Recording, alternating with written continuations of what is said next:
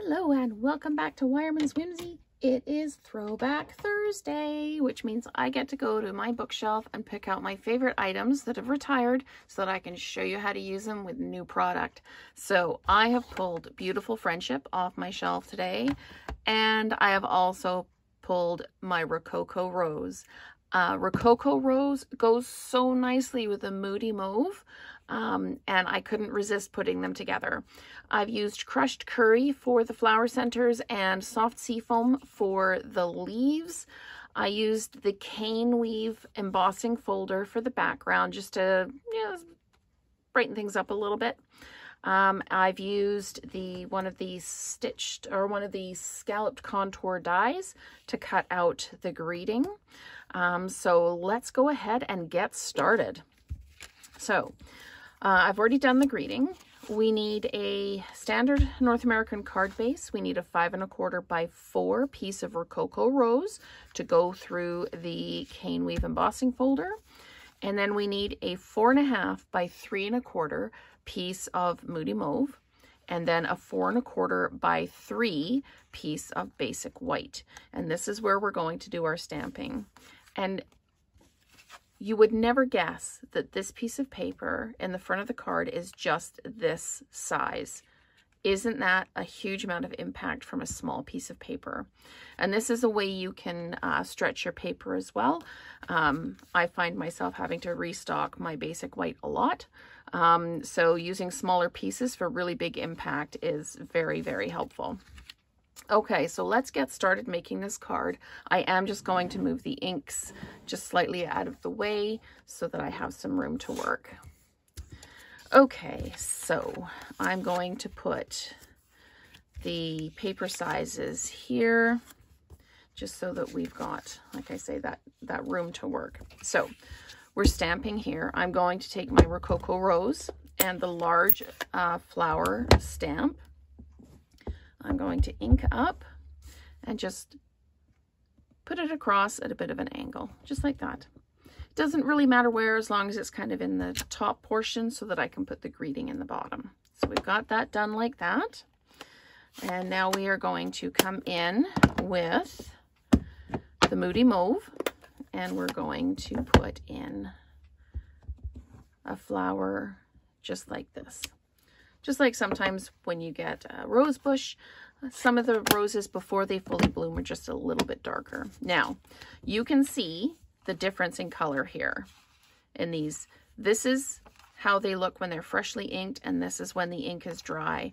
Look at the difference. This goes much more pink, and then this goes much lighter. So that's something to keep in mind when you are doing your stamping and you think, whoa, what happened there? Give it a minute to dry and let the ink just kind of settle out, and then you can really see what the actual color is going to be. So I'm just adding the flower centers with the crushed curry. Just going to pop those in like that. Just kind of gives it that little bit extra. So let's pop those away and let's come in and do our leaves. And to me, the leaves really make it. You need lots and lots and lots of leaves, and I just kept layering them up. I used the 2 leaves to start with and just started filling in where it looked like there was a natural spot to fill in. And I just kept going around and around, filling in where I can. And then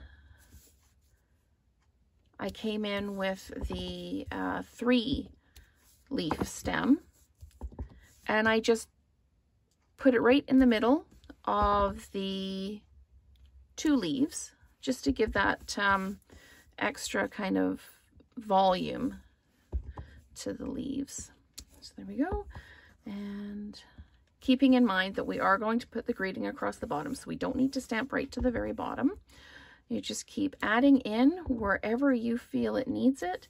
A little bit of space at the top, a little bit of space here. You can see the difference.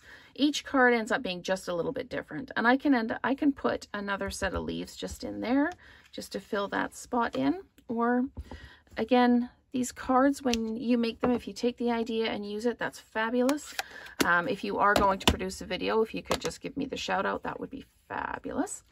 But yeah, each card that you make is your creation. And how many times have you looked at an idea and gone, oh, I love that. And then you work with it and the finished product ends up being something completely different. And that is the beauty of this. You never quite know where you're going to end up when you start a project. So we've got this like this. I'm going to flat mount the cane weave folder, or cane weave embossed piece to my card base. Because this is one of the 3D folders, you can see how wrinkly, I guess, or in quilting we call it lettuce edge when it all goes wobbly like that. But that means it's going to kind of stand out from the edge of the paper in some cases.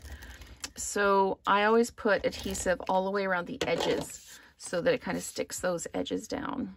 And we're just going to line that up and drop it down, give it a good press down. And that way there is still a little bit of lift at the edge, but it doesn't kind of walk right away from the paper. It's not wobbling all over the place. Okay, and then this gets dimensionalized, and I'm just using up some of the strips, the dimensional strips that came with a paper pumpkin kit. You can buy in the catalog dimensional strips.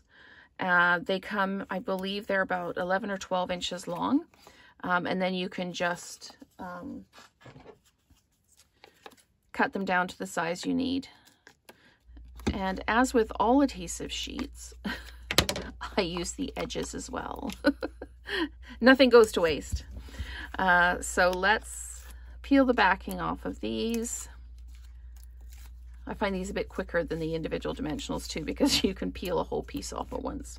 Make sure my card is opening the right way, and I am centering this in the middle like that. And that Rococo Rose and the Moody Mauve, I'm just love them together. So I'm going to just flat mount the greeting because it's going to be dimensionalized up. And this has got like kind of the eyelet lace look to it.